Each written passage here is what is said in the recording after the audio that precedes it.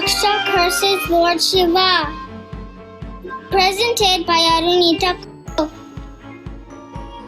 Vidra's inquiry to Maitreya Muni. Why was Daksha, who was so affectionate towards his daughter, but envious towards Lord Shiva? Lord Shiva is free from enmity and has peaceful personality and is always satisfied in himself. He is the spiritual master of the entire world. Why was Daksha inimical towards such an auspicious personality? How can a son-in-law and father-in-law and quarrel so bitterly that the great goddess Sati had to give up her body's life? Maitreya Muni explains. Daksha insults Lord Shiva.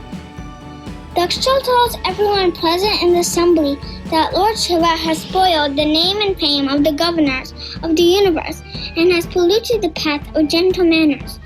He says that Lord Shiva is shameless and doesn't know how to act.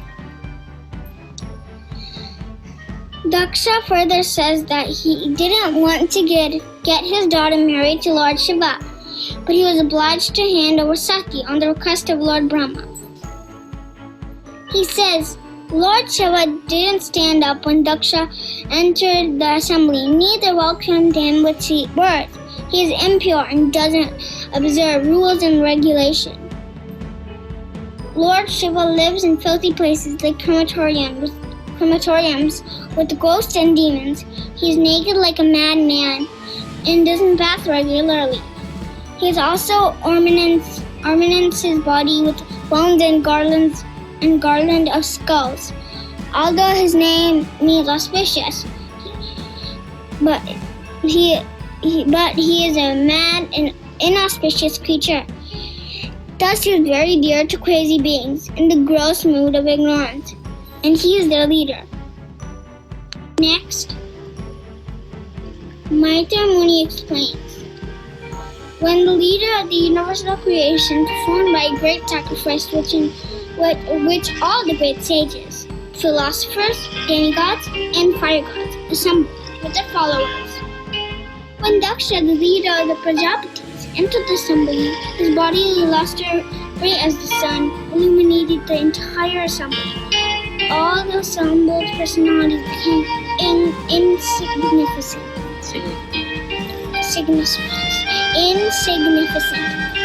As Daksha entered, everyone except Lord Brahma and Lord Shiva, influenced his luster, stood up. Lord Brahma adequately welcomed Daksha. Lord Shiva sat there without showing any respect to Daksha. Lord Brahma and Lord Shiva are considered demigods. Their positions are greater than Daksha's. Next, Daksha curses Lord Shiva. Daksha cursed Lord Shiva by saying, the demigods are eligible to share in the oblations of sacrifice. But Lord Shiva, who is the lowest of all the demigods, should not have a share. Maitreya Muni told Vidra, in spite of the requests of the members of the sacrificial assembly, Daksha, in great anger, cursed Lord Shiva and then left the assembly, leaving the association of the devotees, and went back to his home. Upon understanding the Lord Shiva's curse, Nandishara, one of Lord Shiva's principal associates, became very angry.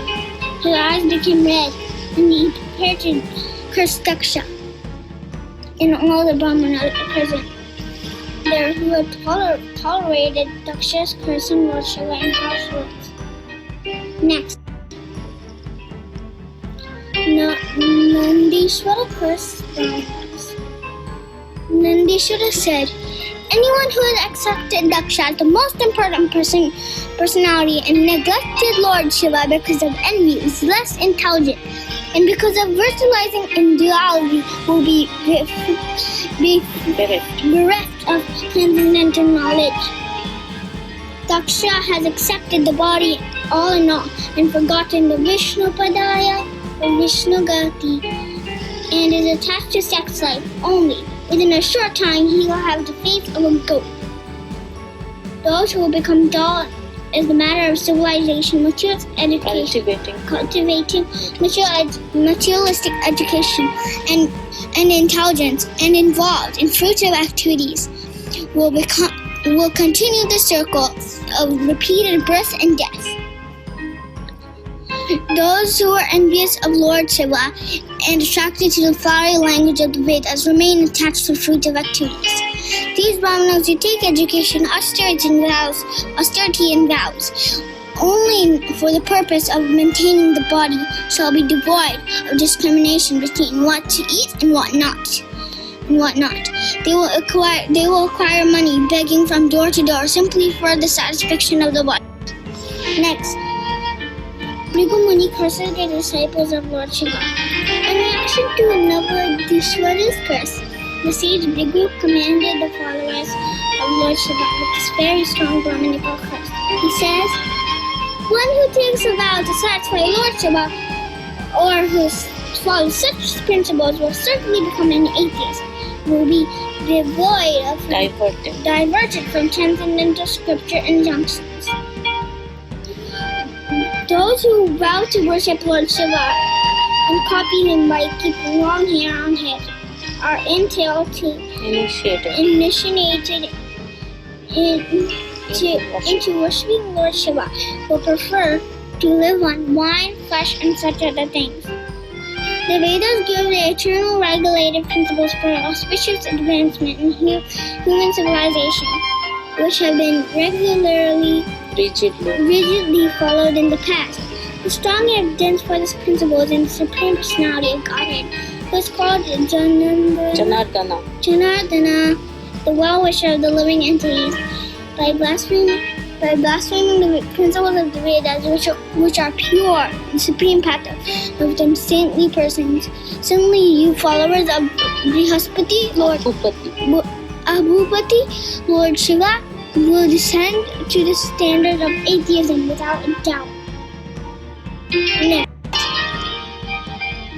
after the curse and counter-curse, sage Maitreya Muni said, when such cursing and counter-cursing was going on between Lord Shiva's followers and the parties of Daksha and Shiva, Lord Shiva became very morose.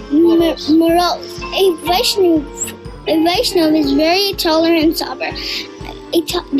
As a Talmud Vaishnava, he has tolerated everything calmly and has become morose as he saw this unnecessary cursing and countering one another without any interest in spiritual life.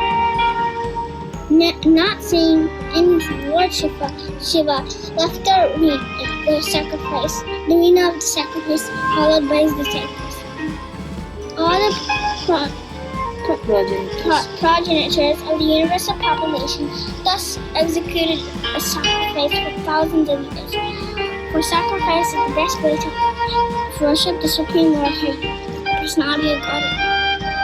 After that, the chariot of bowling arrows, baby God were performing the sacrifice, took their bath at the influence of the Ganges and Yamuna. After completing the yagna performance, such a bath is called Avyasasana. Avabrata Snana. After thus becoming purified and hot, they departed for their respective abodes.